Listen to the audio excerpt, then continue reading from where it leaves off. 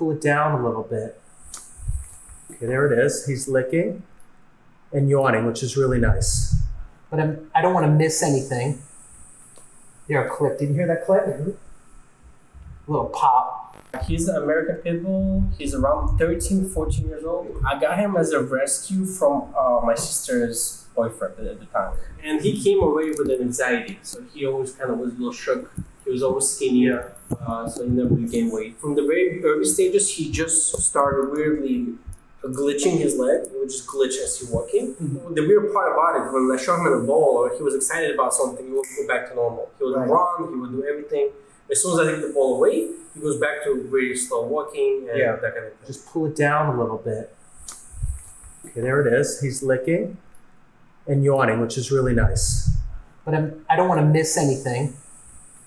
There, a clip. Did you hear that clip? A little pop. Thanks for letting me work with you today. What do you think of all this? Okay, you come back maybe sometime and see me.